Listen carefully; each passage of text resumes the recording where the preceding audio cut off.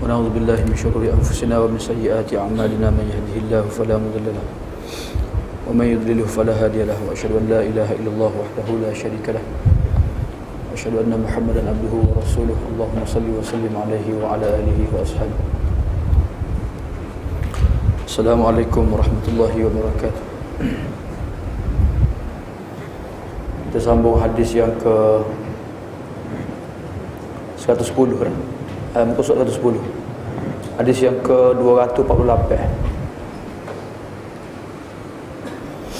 Sambungan hadis 248 muka surat 110 kan?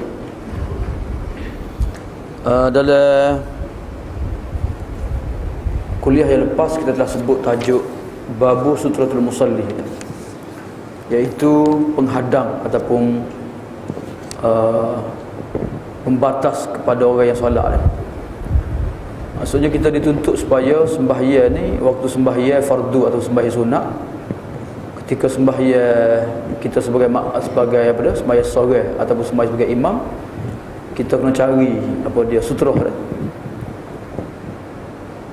Sama ada waktu sembahyang di belakang tiang ataupun di belakang dinding ataupun apa-apa objek lah, letak depan supaya apa, supaya orang tak lalu dan tidak mengganggu solat kita dah. Okey, hadis malam ni ialah hadis Abu Sa'id Al-Khudri radhiyallahu anhu. Wa an Abi Sa'id Al-Khudri radhiyallahu anhu qala Rasulullah sallallahu alaihi wasallam, idza shalla ahadukum ila syai'in yasturuhu minan nas fa arada ahadun an yajtaza baina yadayhi falyalfa'hu fa in aba falyuqatilhu fa innama huwa syaitan, muttafaqun alaih. Wa fi riwayatin fa inna ma'ahu al-qarin. Dari Abu Sa'id Al-Khudri radhiyallahu anhu, dia berkata, Rasulullah sallallahu alaihi wasallam bersabda, apabila salah seorang di antara kalian solat dengan menghadap ke arah sesuatu yang menghalanginya daripada manusia, yakni sutrah, lalu ada seorang yang hendak lewat, hendak lalu di depannya, maka hendaklah dia mencegahnya, maka cegahlah. Apabila ia enggan, maka perangilah, kerana ia tidak lain adalah syaitan. Hadis muttafaqun alaih. Dalam riwayat yang lain disebut kerana sesungguhnya bersama dia ada qarin, iaitu syaitan yang selalu menyertai seseorang. Daripada Abu Sa'id Al-Khudri radhiyallahu anhu, dia kata Rasulullah sallallahu alaihi wasallam sabda, bila seseorang kamu sembahyang menghadap sesuatu yang apa dia, yang menutupi antara dia, yang menghalangi dia dengan manusia dah. Maksud dia sembahyang menghadap tiang, menghadap dinding dah. Tiba-tiba ada orang nak lalu depan dia dah. Walaupun sembahyang dekat dengan dinding, dekat dengan tiang, masih ada lagi orang nak lalu depan dia dah. Maka Nabi kata hendaklah dia menghalanginya, dia sekat dah. Sekat dah. Jangan pergi lalu dah. Falyalfa'hu ni tolak ni. Dah, dafa'a yadfa'u tolak dah. Bayar pun dafa' juga dia panggil bahasa Arab ni. Kan tadfa' dah. Dafa'a yadfa'u ni tolak pun, walaula daf'ullahi an-nas ba'dahum bi ba'din dah. Tolak pun ad-daf'u, bayar pun ad-daf'u juga dah. Okey, sininya Nabi kata falyadfa'hu, lalu dia tolak dah. Kalau dia nak pergi juga, lalu juga sekat dah, tolak dah, nak pergi juga, maka Nabi kata perangilah dia dah. Perangi tu maksud dia tumbuk lah, dah tapah ke dah.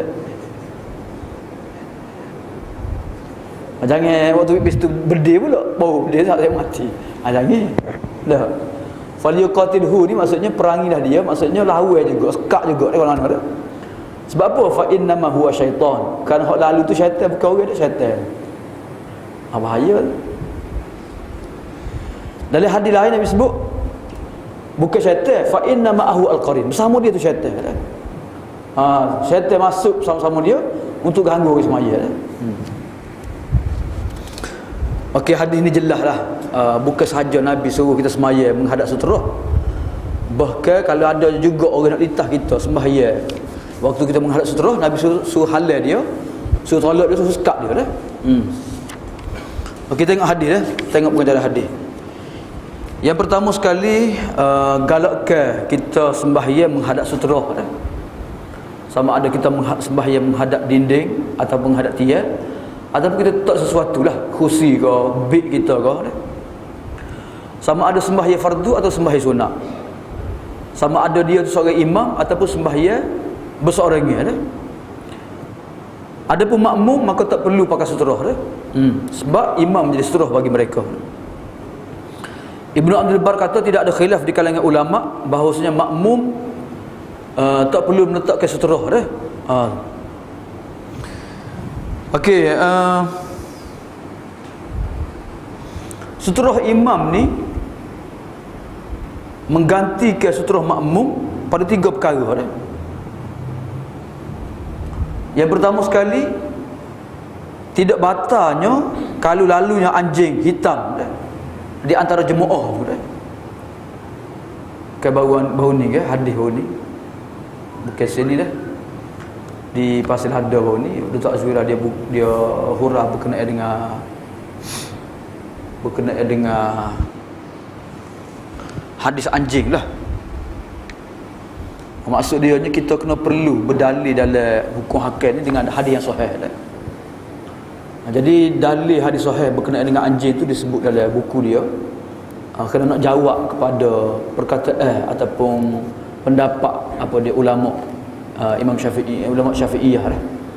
Jadi kalau ada dalil maka tak boleh kita pakai pandangan ulama dah, kita kena utamakan dalil dulu dah. Kena utamakan hadis dulu lah.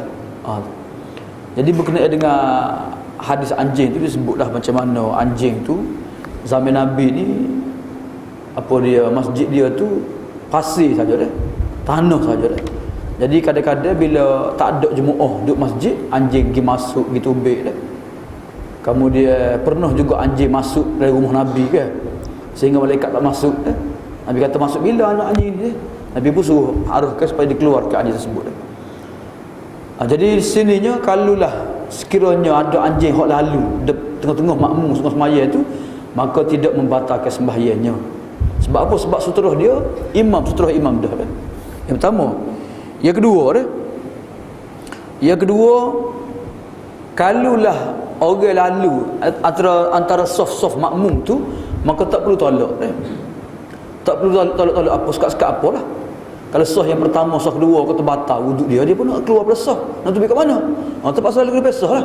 Maka tidak mengapa. Dan jangan sekat pula. Nampak sekat belakang pula tak tubik dia. Dah. Jangan sekat lah. Mungkin dia nak tubik habis semai semula tu. So yang ketiganya ialah tidak dosanya orang lalu antara makmum dengan kiblat dah. Sebab tak ada sutra antara dia dah. Sutra tak boleh lalunya dia betul email saja dia lalu. Depan makmum boleh lalu dah. Amo ingat dulu amo semaya dengan puak-puak Arab ni. Bila dia buat musalla penuh ke. Jadi tak ada sah lah. Jadi dia masuk ke celah-celah. Sah tu dia masuk dia masuk pun tepi tu imam dah. Ada tepi tu imam lah. Sebab tak ada sah dah. Sah penuh belakang dah kan. Ada tepi tu imam. Kiri kanan tu imam lah. Jadi boleh masuk antara sah ni jika sekiranya tidak ada tempat untuk kita sembahyang dah. Itu 3 perkara dah. Sutra makmum, sutra imam menggantikan sutra makmum dah. Yang keduanya di sini disebut apabila seorang yang solat meletakkan sutra untuk menjaga solatnya, kalau ada juga orang hak litah, orang hak tepuh juga dah, maka hendaklah orang hak sembahyang saat ni sekat dia dah. Sekat dengan tangan lah dah. Kalau dia enggan juga berhenti, teruk juga, pergi juga, maka falyuqatilhu, hendaklah dia peranginya dah. Kenapa nak perangi dia? Kerana dia tu syaitan dah. Dia tak ada sutra. Patut pergi juga dah. Syaitan dah. Tapi kalau tak ada sutra, semaya tak ada sutra lah. Tak ada penghadap apa, semaya pagi tu ya. Orang lalu nak sekat. Kalau orang depan kita tak nak sekat. Sebab apa? Sebab tak ada sutra. Ada sutra baru boleh sekat orang lalu dah. Faham tak tu? Kerana kecuali dia dah. Dia tak sehari tepat untuk ada sutra. Yang keempat dah, Muqatalah, perangi di sini maksud dia ialah menegah dia daripada lalu lah maksud dia dah. Katanya Imam Qurtubi iaitu dengan isyarat yang lembut dah. Kalau enggak juga isyarat yang keras dah. Tu masuk falyuqatilhu dah. Bukan dengan menggunakan senjata dah dah. Atau berdagang, dah. Ada. Okey, katanya Syekh Mubarak Puri hikmah disyariatkan ataupun disuruh meletak sutrah ni kerana hamba ni bila semaya dia menghadap kepada rahmat, berhadap kepadanya. Jadi sebab itulah tak boleh dia memandang ke atas atau berpaling ataupun ada sesuatu yang mengganggu dalam solatnya.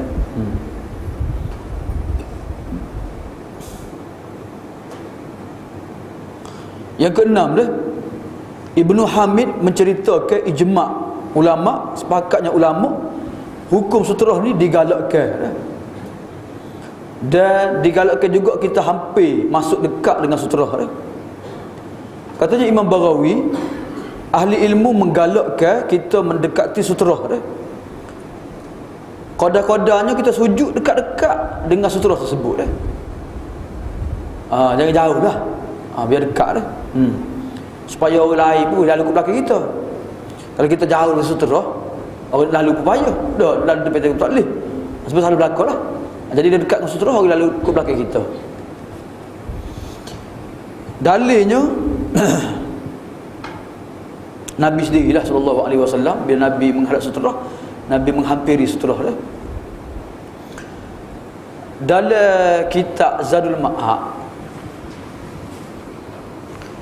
dia kata kalau kita nak semaya ngadap sutrah, jangan ngadap betul-betul sutrah gitu dah. Ngadap sebelah kanan ataupun sebelah kiri dah. Kalau dia mari hadis lah. Tapi sebenarnya hadis ni hadis dhaif dah.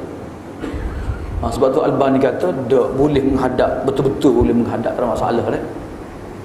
Sebab larangan ni larangan yang hadis yang dhaif dah. Jadi Nabi suruh menghadap sutrah lah. Tak kira lah kiri kanan kau tengok betul-betul kau tak ada masalah dah. Masalah kita ada hadis sahih macam yang membantahnya, yang bercanggah dengannya, maka boleh kita nak menghadap betul-betul sutrah pun tak apa, tak ada masalah dah. Kata dia hadis ni menunjukkan dalil menunjukkan besarnya dosa orang lalu depan orang semaya dah. Sehingga Ibnu Qayyim memasukkan dosa litas depan orang semaya ni termasuk dosa besar. Kayak hadis ke mana hadis ni saya? Hadis Nabi kata lau ya'lamul maru. Mula-mula baca ke?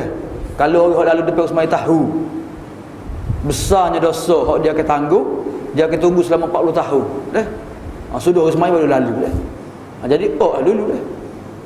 Orang kita ni dia lorak. Dia pun olah tangan beradablah kiranya dah lalu depan semai dah. Tak boleh tu. Mana boleh lalu orang tangan kan apa boleh. Orang kita semaya kan. Lalu kot lain lah. Dah. Lalu kot depan. Lalu kot depan tu baik dah. Jangan lalu depan semaya dah. Kemudian yang terakhir sekali disebut sini, hadis ni menunjukkan kita kena jaga sembahyang daripada perkara-perkara yang boleh mengurangi solat ataupun menghilangkan khusyuk dalam solat dah. Sebab itulah disyariatkan memakai sutrah dah, atau meletakkan sutrah. Dan yang ke-10 yang akhir sekali iaitu orang hak lalu ni termasuk syaitan manusia yang mana dia merosakkan sembahyang mereka dan ibadat mereka ataupun syaitan bersama-sama dia dah. Ni orang jahil pun syaitan juga ni. Kerana dia tak tahu, tak boleh lintas depan sembahyang, dia lintas juga dah. Jadi kejahilan jadi syaitan kita ataupun saingan syaitan lah maksudnya. Tak jadi syaitan pun, saingan syaitan dah sebab jahil dah. Sebab Nabi larang dah, tak tahu juga, tak lintas juga dah. Jadi Nabi sebut sama ada dia syaitan ataupun bersama-sama dia tu syaitan dah. Memang syaitan ni dalam ibadat, orang beribadat punya pusat ibadat. Hak maksiat tu royak lah maksiat tu. hok maksiat, buat dosa besar, hok makan riba, hok berjudi, hok makan minum arak, hok makan pi kuda, semua tu kira tu. Waktu memang syaitan menguasai dia dah. Sekarang dia pergi masjid pun syaitan cuba nak merosakkan dia. Dah. Nak menghilangkan waswas dia, nak bubuh sifat dengki, iri hati dia kepada orang lain, dah. Macam-macam lah syaitan. Dia nak juga ke mana-mana pun kita ni balah lah, kita ni apa dia berpecah belah lah. Dah. Dia nak kita ni benci sama kaum muslimin lah, macam-macam. Ni ikhtiar, ni apa dia langkah-langkah iblis lah untuk merosakkan sesama kita dah. Jadi dalam masjid dah, tengah semaya dah, pun syaitan lagi merosakkan dia. Macam mana? Iaitu dia letak daripada semaya. Ada saat ni semaya nak pahala, lepas tu letak daripada semaya, dah sah pula. Dah. Jadi kita kena berhati-hatilah, jangan lalu depan orang solat ni. Lebih-lebih lagi solat dia dengan depan saf dia. Kata dia lagi, mudafa'atul mar takunu bil ashal fayakunu bil mana', fa illam yufi falyadfa'hu, fa illam yufi fa bil muqatalah al yadawiyah. Tolak orang lalu ni mula-mula kita isyarat saja dulu dah. Kalau dia lalu juga kita tolak dia dah. Kalau lalu juga gak, kan ada. Nabi suruh perangi dia ni. Ada dari gocah dah, dia gocah.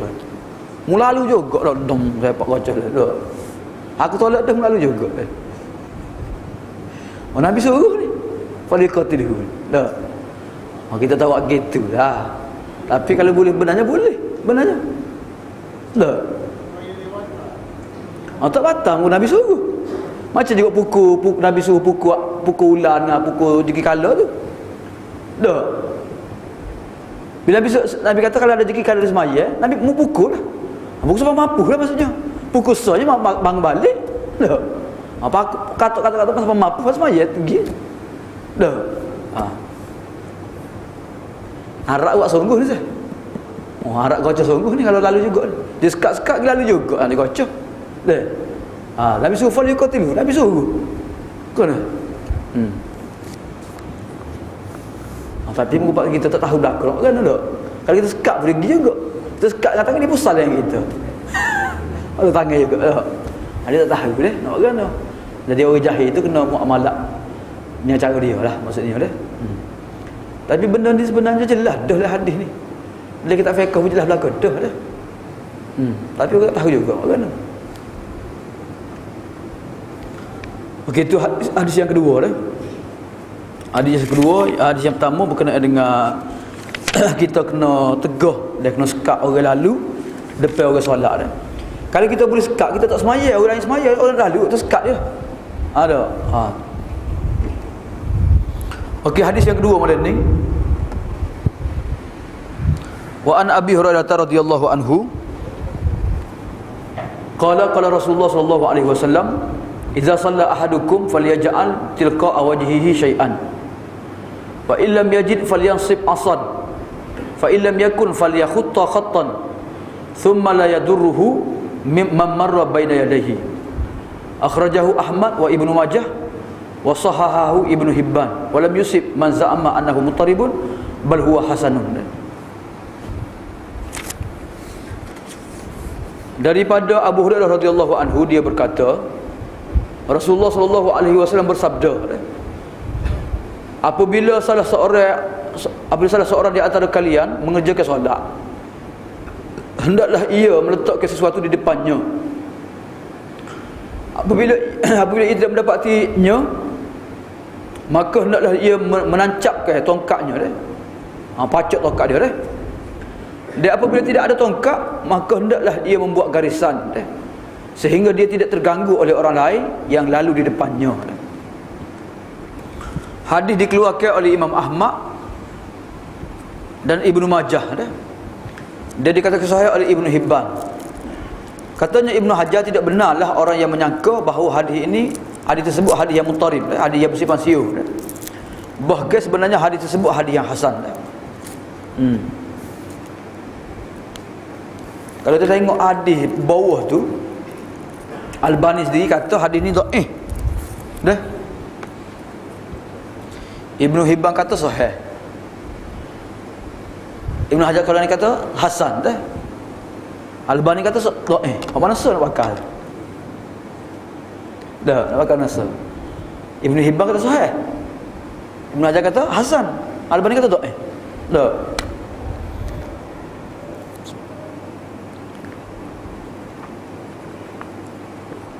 Kita tengok penjelasan hadis ni dah. Siapa dia kata dhaif sebenarnya dah.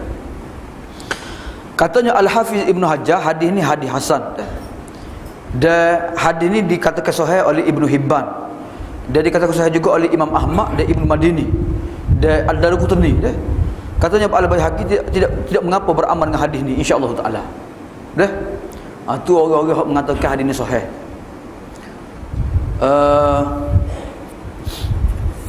Siapa dia kata dhaif hadis ni? Orang yang mengatakan hadis ni dhaif termasuklah Imam Syafi'i rahimahullah taala. Ada sini ada. Mana?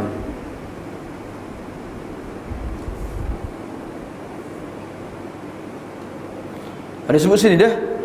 Musnad Imam Ahmad sanad ini hadis ini dhaif kerana sanadnya goncang. Ada seorang perawi yang majhul beliau menambahkan hadis riwayat Ibnu Hibban dalam As-Siqah tentang biografinya Haris bin Umarah bin Abadi Bani Azirah dah. Abu Hatim berkata dalam kitab Al-Ilal, hadis ini merupakan contoh hadis yang muttarib sanadnya dah. Jadi ala kulli halnya hadis ni tiga pendapat ulama lah. Ada yang mengatakan dhaif, ada yang mengatakan hasan, ada yang mengatakan sahih dah. Jadi kadang-kadang penilaian hadis ni berbeza di kalangan ulama dah. Berbeza tu sama ada berbeza kerana masing-masing melihat kepada perawi lah. Dah. Orang ni tengok dia sebagai dhaif, orang ni kata dak dia disikah dah. Maka berbezalah dalam menghukum hadis lah. Jadi ilmu berkenaan dengan terjih mana pendapat tu ni apa dia ilmu hak umum jugalah. Ilmu yang ahli hadis sahaja boleh menentukan mana lebih rajih pendapat dah. Ala kulli halnya tak apalah kita terima hadis ni sebab macam-macam pendapat ulama ada. Kita tengok dah pengajaran hadis dah. Yang pertama sekali dah, istihbabu as-sutrah baina yaday al-musalli wa ta'akkuduha dah. Hadis ni memberi penekanan kita buat sutrah dah. Nabi suruh ngadak sutrah, tak boleh juga, tak tukar, tak boleh juga, paling-paling kau buat garisan dah. Buat garisan ni dia disebut depan pani dah. Sama ada buat garisan lurus depan lebar depan kita ataupun buat garisan gini saja. Melengkung gitu. Okey. Buat garisan melengkung kita pun semaya dalam garisan tu dah. Dalam garisan tu dah. Ni garisan ni dalam semaya atas pasir boleh lah buat garisan. Nak kata kapek buat garisan gua, nak dia buat garisan kapek dah. Jadi mana pakah ada dah lah, lain ada dah lah. Dah. Jadi kalau kita semaya atas pasir, kita buat lingkungnya gitu dah. Supaya orang tak lalu depan kita. Kata dia sutrah ini hendaklah sesuatu yang nyata dah. Diletak ke depan orang solat dah, yang menegah daripada orang lalu di depannya dah. Maksudnya kena mula-mula sekali letak objek lah, objek ke menghadap dinding ke tiang ke semua sekali dah. Dia mungkin depan bahan ni tak sebutlah hadis-hadis dah. Dia sebenarnya sutrah ni menghadap orang pun boleh. Orang tu duduk semaya belakang orang boleh. Dan Ibnu Umar sembahyang menghadap unta je. Unta dia duduk sembahyang, Ibnu Umar sembahyang menghadap unta je. Boleh juga. Apa-apa objek lah. Okey. Illam yajid syai'an falyansib asa. Kalau tak ada sesuatu yang dia nak menghadapnya, maka pacaklah tongkatnya dah. Sebab ada hadis Nabi SAW sembahyang di Batha dah. Dan Nabi letak depan dia tongkatnya dah. Kalau tongkat pun tak ada, sutrah pun tak ada, maka nak dia membuat garisan. Sama ada memanjang depan dia tu, bukan gini dak, gini dah. Lebar depan dia ni. Ataupun dia buat muqawwas. Muqawwas maksudnya berbentuk bulat sabit lah. Gitu dah. Abu Daud kata aku telah tanya Imam Ahmad. Imam Ahmad kata kena buat berbentuk anak bulan dah. Bentuk gitulah. Okey, apabila orang sembahyang meletakkan sesuatu sutra, maka tidak memudaratkan sembahyangnya atau tidak menguraikan sembahyang dia, apa sahaja yang lalu lah. Mafhum hadis ni menunjukkan bahawa kalau tak ada sutra, orang lalu ataupun orang perempuan ke himmah ke lalu, maka ni boleh menguraikan pahala solat seorang dah.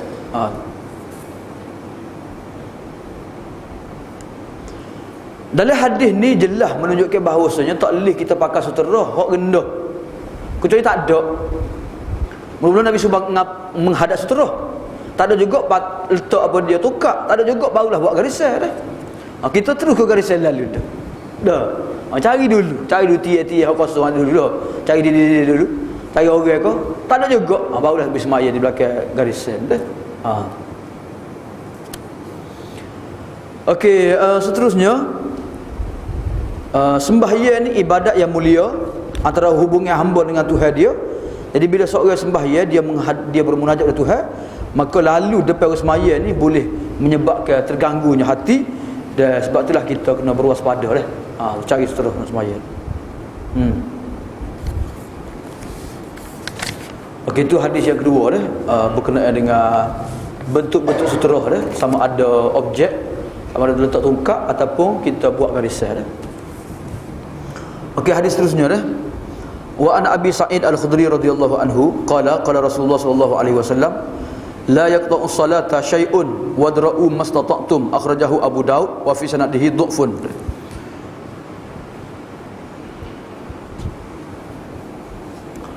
Daripada Abu Sa'id Al-Khudri, dia berkata Rasulullah sallallahu alaihi wasallam sabda, tidak ada sesuatu pun yang memutuskan solat dah. Namun cegahlah semampu kamu orang yang melintas di depan kamu. Dia penterjemah. Ini hadis terakhir berkenaan dengan sutera dah. Hadis ni nya sebagaimana disebut oleh Ibnu Hajar Asqalani, hadis ni dhaif dah. Kerana terdapat dalam hadis ni nama seorang perawi, nama dia Mujalid bin Sa'id dah. Dia seorang yang buruk hafalannya dah. Kadang-kadang dia kata hadis ni hadis marfu', kadang-kadang dia kata hadis mauquf dah. Jadi macam-macam lah. Jadi perkataan dia tu bercanggah, dan dia juga banyak lupa, maka hadis dia jatuh ke peringkat dhaif dah. Itu yang pertama. Yang keduanya, hadis ni bercanggah dengan hadis yang Nabi sebut tu, iaitu Nabi kata batas sembahyang bila lalu 3 kali kan. Orang perempuan haid, kemudian anjing hitam dengan himmah kan. Tapi hadis ni banyak penyokong-penyokong hadis ni. Dan kata-kata sahabat lah, Uthman, Ali, Ibnu Umar, Aisyah dan Jabir, yang mana hadis ni kalau kita tengok, kita campur-campur dengan hadis lain, dia boleh meningkat kepada hadis yang hasan dah. So yang keduanya, Nabi sendiri pernah sembahyang di depan Aisyah. Aisyah tengah tidur, terlentang, Nabi sembahyang menghadap Aisyah dah. Menunjukkan bahawa tak batas sembahyang Nabi walaupun Aisyah tengah tidur tu. Dah. Maka orang jawab tu tidur tu bukan lalu tidur lain lalu lain dah. Jadi ataupun kita katakan hadis ni dikhususkan dengan dikecualikan 3 perkara lah. Kalau lalu lain lalu tak batal, tapi 3 perkara lalu tu boleh menguraikan pahala atau membatalkan sembahyang, sebagaimana sebab pendapat sebahagian ulama dia. Okey, pertama sekali pengedaran hadisnya, zahir hadis ni sembahyang tidak akan terputus, tidak akan terbatal sesiapa dia lalu sekalipun depan orang sembahyang dah. Walaupun termasuklah 3 perkara tadi lah. Tak batal sembahyang dia dah. Yang keduanya, syarat menyuruh kita ni menolak orang yang lalu depan orang sembahyang dah, kadar kemampuan kita. Yang ketiga dah, hadis ni bercanggah dengan hadis Abu Zar, yang mana hadis Abu Zar menyebut sembahyang ni akan diputuskan ataupun terbatal dengan sebab 3 perkara: perempuan, himmah dan anjing hitam dah. Jadi jumhur ulama mentakwilkan hadis Abu Zar, memutuskan sembahyang ni maksud bukan batas sembahyang dak, tapi menguraikan pahala solat dah. Yang keempatnya, mengikut pendapat yang sahih, 3 perkara ni memang batal solat dah. Tu pendapat dalam mazhab Hanbali lah. Maka hadis Abu Zar ini, Abu Zar mengkhususkan hadis ini dah. Yang lain tak batas sembahyang, tapi 3 perkara ni batas sembahyang. Yang keduanya kerana hadis ni dhaif. Tak lawan dengan hadis Abu Zar dah. Jadi kalau hadis tu bercanggah dengan hadis sahih, maka kena utamakan hadis sahih dah. Okey, ada tambahan sedikit disebut sini. Suteruh tu disyariatkan untuk orang solat dah. Dia ulama mengatakan makruh sembahyang menghadap api dah. Menghadap api. Menghadap api ni makruh dia sembahyang. Setengah ulama kata makruh sembahyang menghadap api. Kenapa? Kerana menyerupai majusi lah. Imam Bukhari kata tak makruh. Imam Bukhari dalam kitab dia, dalam Sahih Bukhari, dia mari hadis Nabi. Waktu Nabi tengah semaya, jin aperik ke dia solat api kena muka Nabi ke. Dia solat api muka Nabi dah. Jadi dengan hadis ni Imam Bukhari kata tidak makruh sembahyang menghadap api. Lebih bagi orang Arab ni, orang Arab bila musim sejuk, Arab ke Pakistan ke musim sejuk, dia letak tu dia panggil midfak, pemanas tu kan. Kalau panas kita pasal ekor. Kalau sejuk kita pasal midfak tu, pemanas tu dah. Jadi pemanas tu letak depan ni. Sebab dia oleh kita ni, jadi kita semaya menghadap midfak boleh ke tak? Jadi boleh semaya dah, tak apa nak memanaskan tubuh kita kan. Ataupun orang semaya dalam hutan, dak semaya pak cerah menghadap api dah. Bukan semua api dak, tapi menghadap api dak. Maka bagi Imam Bukhari tidak makruh sembahyang menghadap api. Dan setengah ulama juga mengatakan makruh sembahyang menghadap gambar. Gambar memang makruh. Tak. Kan Nabi pernah ke? Ada depan mana ada sebutlah. Nabi sembahyang menghadap apa dia tirai. Maka lepas sembahyang Nabi pun suruh Aisyah pecah buai tirai itu dah. Kerana ada bunga-bunga, ada corak-corak lah. Nabi kata mengganggu semaya dia dah. Memang makruh sembahyang menghadap gambar dah. Wa najasatin, atau menghadap najis ke, ataupun menghadap depan pintu yang terbuka ke, ataupun menghadap orang tidur ke. Menghadap orang tidur tak makruh sembahyang. Macam Nabi sembahyang menghadap apa dia Aisyah dah. Atau menghadap orang kafir ke dah. Jadi kita nak kata makruh pun sebenarnya kena buat dalil benarnya dah. Jadi kalau ada dalil, betul-betul dalil kat memang tak dalil lah. Macam gambar tadi kan, memang tak dalil lah. Tapi kalau benda pernah berlaku, Nabi pernah buat, ataupun tak ada dalil pun yang mengatakan makruh, maka hukum asalnya harus sahaja dah. Harus sahaja dah.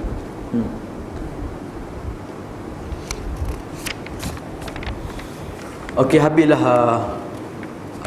tiga hadis kita baca malam ni berkenaan dengan suteruh dah. Jadi ketiga-tiga hadis ni menunjukkan bahawasanya pentingnya suteruh kita letak, sehingga kita sendiri pun disuruh sekat dan halal orang nak lalu.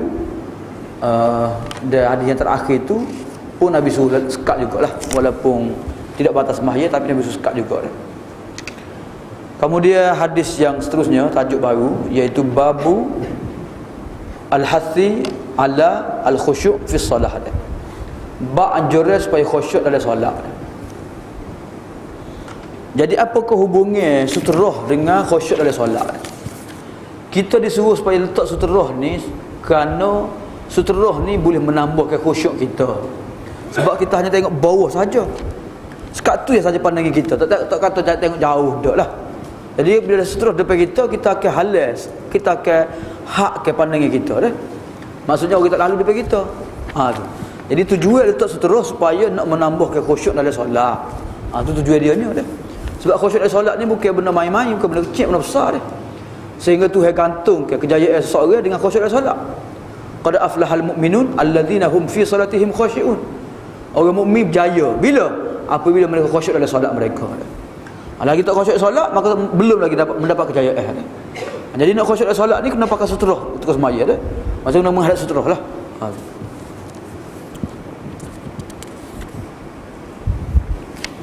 Sebab itulah khusyuk ni perlu.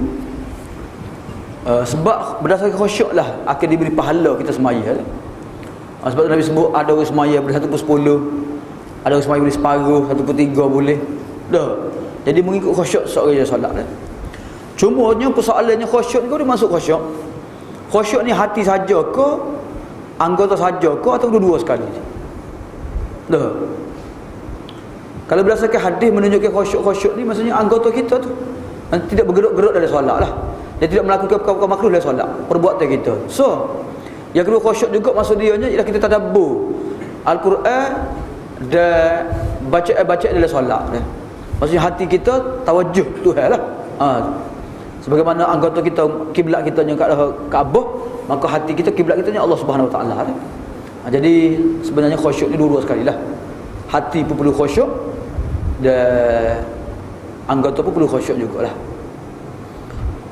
Cumanya nak khusyuk solat ni apa dia perlu kita buat? Dia sebut sini ada nekara lah, dia sebut sini dah. Ada nekara yang perlu untuk kita khusyuk dalam solat dah. Antaranya kita kena baca a'udzubillahi minasyaitonirrajim sebelum baca Fatihah dah. Sebab yang ganggu solat kita ni syaitan. Kan Nabi sebut dalam hadis bila seorang itu solat, syaitan akan peringat dia, buat gini, meletak kaca sini, meletak kaca lagi butuh, gini dah. Mu nak gimana panik dah. Jadi syaitan ni akan kecek kita dalam solat dah. Sehingga kita tak ingat berapa rakaat sembahyang. Kita baca dalam hadis apa dia berkenaan dengan sujud sahwi dah. Yang keduanya tadabbur qiraah fi solah, memerhatikan bacaan dan zikir-zikir dalam solat dah. Maksud biar kita baca tu, biar kita ingat kita baca tu. Makna dia kepada dia dah. Terjemahan dia kepada dia dah. Yang ketiganya, hadirkanlah hati kita kebesaran Allah Subhanahu Wa Taala. Biar berasa kebesaran Allah dalam solat. Dan lemahnya kita depan Tuhan dah ketika rukuk dan sujud dah. Yang kelimanya iaitu kita bataskan penglihatan kita dekat sutra sahaja, tempat sujud saja dah. Jangan tengok kata-kata dak lah. Tu pentingnya sutrahnya. Dan yang keenam, jangan memasukkan dalam solat perkara-perkara yang boleh mengganggu solat. Tengah lapar, makan dulu baru solat dah. Nak kecing nak pergi lajak dah. Kita dah dulu baru sembahyang dah. Jangan dia paksalah. Jumhur berpendapat sahnya sembahyang seseorang itu walaupun banyak was-was dalam solatnya. Tapi kuranglah pahala dia nya sebab tidak khusyuk dah. Maknanya sah. Pahala dia pun diberikan mengikut khusyuk dari solat dah. Okey, kita baca sahih hadis Wa an Abi Hurairah radhiyallahu anhu qala naha Rasulullah sallallahu alaihi wasallam an yusalli ar-rajulu mukhtasiran muttafaqun alaihi wal lafzu li Muslim wa ma'nahu an yaj'ala yadahu ala khasiratihi wa fi al-Bukhari an Aisyah anna dhalika fi'lul yahud fi salatihim. Daripada Abu Hurairah radhiyallahu anhu dia berkata bahawa Rasulullah sallallahu alaihi wasallam melarang seseorang solat sambil bertolak pinggang. Cukup pinggir dah. Cukup pinggir dah. Hadis muttafaqun alaih. Lafaz ini lafaz Muslim. Maksudnya adalah seorang itu meletakkan tangannya pada pinggangnya. Itu maksud cukup pinggir dah. Jadi hadis ni Rasulullah melarang seseorang yang sembahyang cukup pinggir. Dah. Sebab apa Nabi larang? Ada sebut depan lah. Jadi dalam solat ni kita letak tangan sin ni. Dah. Dada ni kau bawah sikit pada dada kau dak. Tu tempat letak tangannya bukan letak sin dak. Nabi tegah ni alasannya dalam hadis disebut kerana dalam Bukhari disebut kerana tu perbuatan orang Yahudi. Letak cekap pinggir dari semaya ni tu perbuatan orang Yahudi dah. So, yang kedua dalam hadis lain sebut ni perbuatan syaitan dah. Syaitan cukup pinggir dah. Dalam semaya tak bolehnya luar semaya tak apa. Luar semaya tak apa nak cukup pinggir pun. Kita nak apa dia? Nak bersenang dah tak pinggir sini, tak pinggir sini dah. Tak apa tu. Nak pusing-pusing kau. Tak apa. Dalam semaya aja tak bolehnya. Dah. Nama kepeh tak boleh cukup pinggir. Boleh cukup pinggir dah. Ataupun cukup pinggir kerana nak debel nak goceng orang dah. Cukup pinggir tak boleh juga tu. Dah, beragah orang tak boleh juga dah. Jadi kalau cukup fikir kerana lenguh kau, kerana senemeh kau, tak ada masalah. Dah, saja kau, tak ada masalah dah. Masalahnya cukup fikir dalam solat dah. Tu terjemah yang masyhur lah. Ada setengah orang terjemah, tak silap ambanya Syah Walillah dah lalu terjemah. Mukhtasiran ni maksudnya dia semaya rekah sangat. Nabi larang orang itu semaya rekah sangat. Ikhtisar kan rekah. Jadi rekah sangat semaya sehingga tak baca surah kau, tak ada tasbih berzikir kau, tu Nabi larang lah. Sebab sembahyang ni kena lakukan juga perkara sunat tu. Fatihah baca, surah baca. Kau boleh kena berzikir dalam solat tu, dalam ketika rokok, sujud semua sekali dah. Jadi lorak doa semaya pakai tak zikir-zikir apa, pakai rokok pakai naik, pakai sujud pakai naik dah, tak baca langsung. Jadi Nabi lagi jugalah. Tapi makna cekok pinggir tu lebih masyhur lah. Tapi dua-dua tu makruh lah. Okey, pengajaran hadis dah, larangan pada orang sembahyang meletakkan tangannya di atas pinggang dah. Cekok pinggir lah. Tu. Jadi larangan ni makruh dah. Yang keduanya, larangan ni hikmah dia wallahu alam menjauhi meniru orang Yahudi dah. Kerana orang Yahudi mencekok pinggir mereka dalam solat dah. Yang ketiga dah, hikmahnya lagi kerana cekok pinggir ni perbuatan orang takabur. Dah. Tu. Jadi orang Yahudi pun takabur juga. Selaginya cekok pinggir ni nak menelekeh terhadap orang lain dah. Tu. Jadi semua bangsa melihat perbuatan cekok pinggir ni perbuatan yang sombong dah. Okey, yang keempat, dalam solat ni kita dituntut supaya khusyuk dalam solat dah. Jadi khusyuknya maksudnya kita berdiri dengan cara yang betul. Bukan jangan cara orang takabur kau lenggok-lenggok kau, dah, cukup pinggir kau dah. Kita berdiri dalam keadaan kita ni mudah diri, dah, tawaduk, dah, letak tangan atas dada, atas bawah sikit dah. Tunduk pun lihat atas kita. Yang kelima, wajibnya ialah menjauhi menyerupai ahli orang yang sesat dah, ahli kitab yang sesat dah. Siapa dia sesat pun dilarang meniru mereka dah, ahli maksiat kau semua sekali dah. Dan yang akhir sekali, yang keenam, jumhur ulama mengatakan larangan ni makruh dah.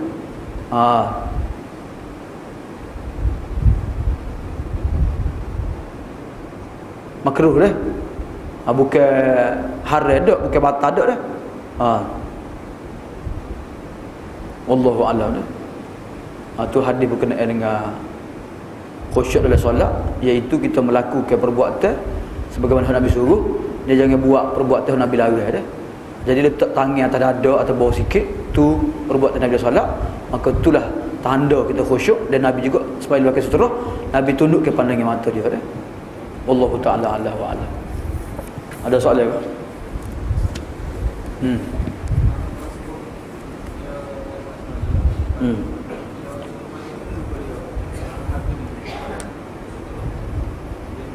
Okey, orang masbuk dah. Orang masbuk lepas habis solat, jadi dia main sorang lah. Tak ada waktu email lah. Jadi perlu kalau dia bergerak sikit untuk menghadap sutera dah. Jadi kalau boleh gerak lah. Kalau ada dah orang depan dia menghadap orang tu cukup sebagai sutera lah.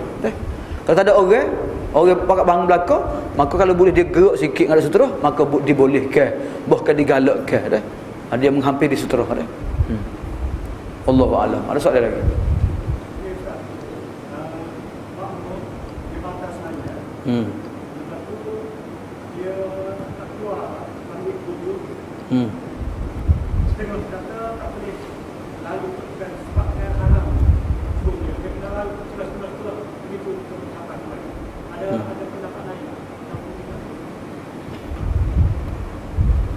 Hak lalu kau jelas ada dalil tu jelas. Orang seorang ada dah. Ketak kan. Tapi lalu kau tengah-tengah sah tu ada dalil. Jadi hak mana seorang nak ambil? Nak ambil hak ada dalil kau tak ada dalil. Ada waktu je. Jadi kaedah orang ngaji ilmu enggak hak ni Ibnu Abbas tu dalil depan Usmaya tengah-tengah sah tu boleh kan nak tak lari kan. Jadi hak tu memang jelas boleh. Jadi kalau lalu ke depan orang ni jadi gak kau berat, kau payah pula orang. Jadi hak tu pun boleh juga, tapi gak menyusahkan orang lah, jadi makruh lah pulaknya. Tu lah. Jadi kita sebut dah seterah orang semaya makmum ni seterah imam. Tak apa lalu tengah-tengah sah. Tak apa dah. Sudahlah. Sekatalah. Mudahlah jelas kan. Wallahu a'lam. Ada lagi?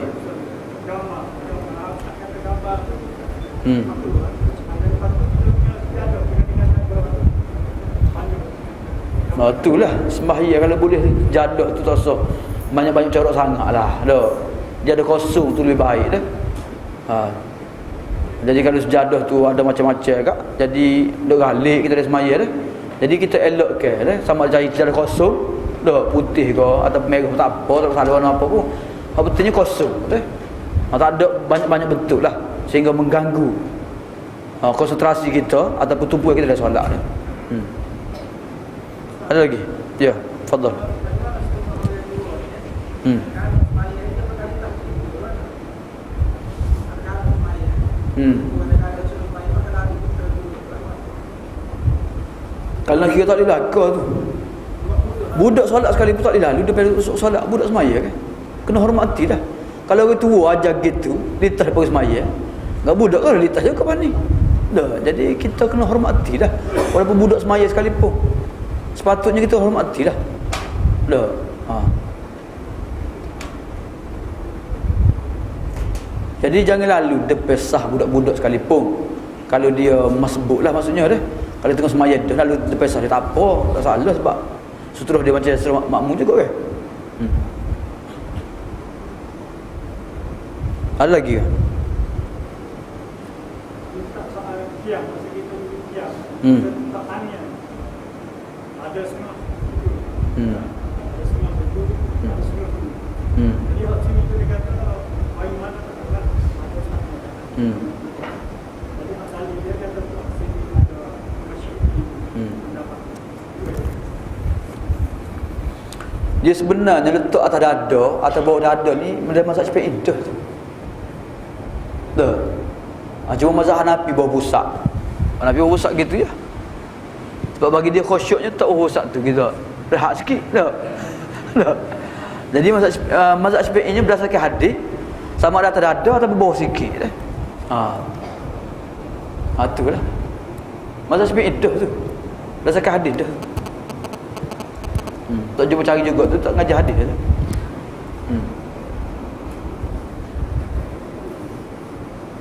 Ada lagi? Ada.